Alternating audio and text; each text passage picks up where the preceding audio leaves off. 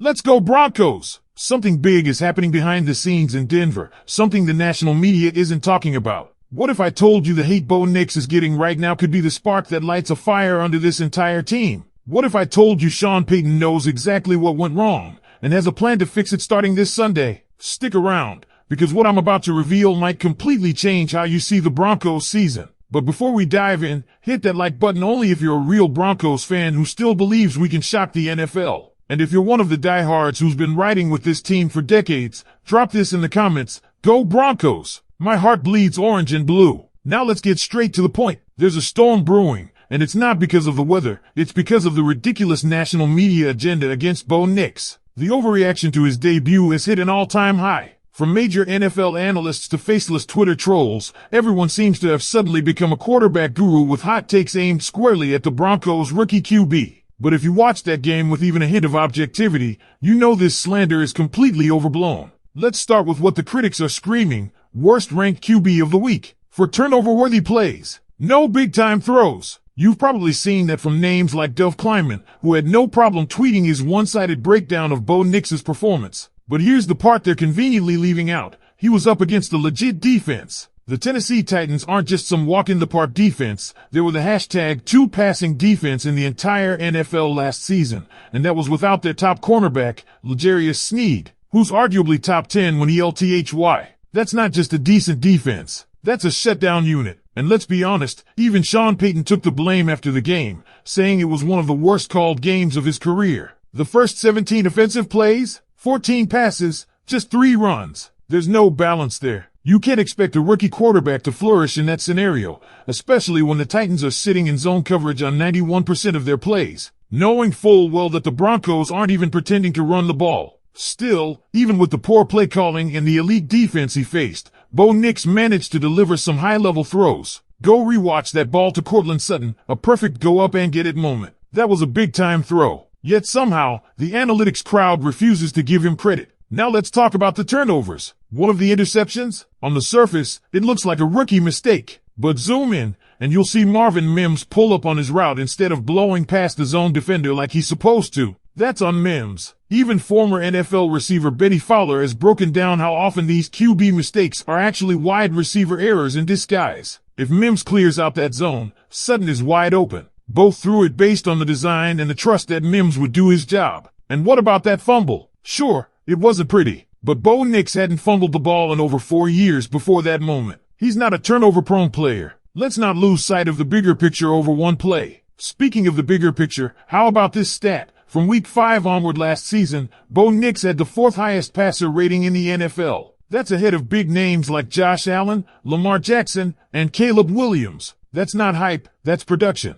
That's execution. And most importantly, that's potential. And don't think this team has lost faith. After the game, Courtland Sutton reportedly told Bo, "You're playing like the weight of the world is on your shoulders. You gotta know, it's not just on you. It's on all of us." That's leadership. That's locker room belief. And you could see it in the players' reactions. Even after the game, J.L. Skinner showed up in a Bo Nix t-shirt. That's not just symbolism, that's solidarity. This Broncos squad is rallying around its quarterback, and that fire is going to explode against the Colts. But for Denver to bounce back strong, there's one major threat they need to neutralize: tight end Tyler Warren. This guy is no joke. If he was still available when the Broncos were picking, he could have been wearing orange and blue. The Colts are using him like a Swiss Army knife, lining him up in the backfield, the slot, wide out, you name it. He's already on pace to break records Brock Bowers set last season. This is where the Broncos' defensive talent needs to shine. Remember why we drafted Jayden Barrow? Because he's a matchup nightmare for tight ends. He might be our best shot at containing Warren, and if not him,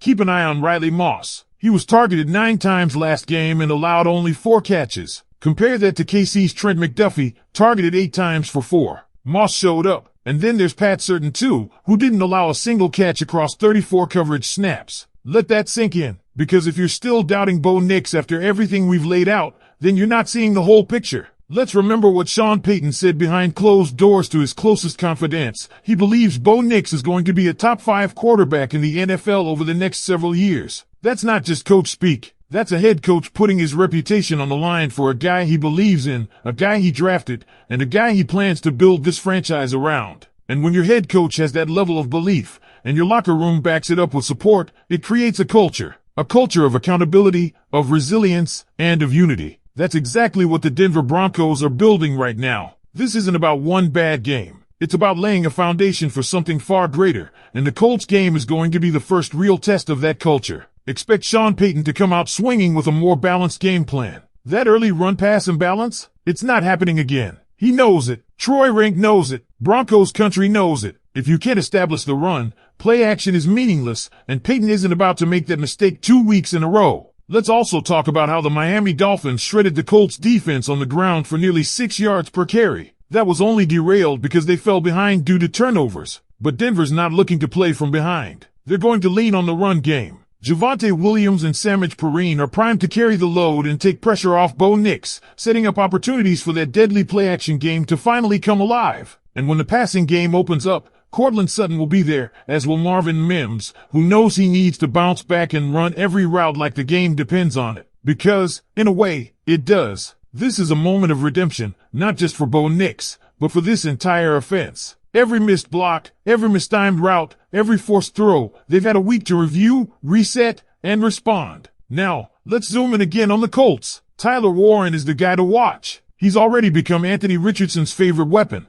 and the Colts are doing everything they can to scheme him into mismatches. That's why our defensive versatility matters so much. You might see Barrow on him early. You might see Riley Moss rotate in. Heck, don't be surprised if Justin Simmons shades his way more than once throughout the game. Denver's going to make Tyler Warren earn every yard, and if they can shut him down, or even slow him down significantly, it changes everything. The Colts offense becomes predictable, and our pass rush can finally pin its ears back and go hunting. And while we're on defense, let's not overlook Pat Surtain too. He just put together another elite performance, locking up his side of the field yet again. No receptions allowed, not one. Quarterbacks don't even want to test him anymore, and when they do, they pay the price. With Surtain on lockdown mode and the secondary tightening up, Denver's D could be the difference maker in this matchup. This Sunday isn't just another game, it's a statement opportunity. A chance for Denver to remind the league that they're not some rebuilding squad hoping for a few lucky breaks. They are a contender in the making, with a head coach who knows how to win, a quarterback with untapped upside,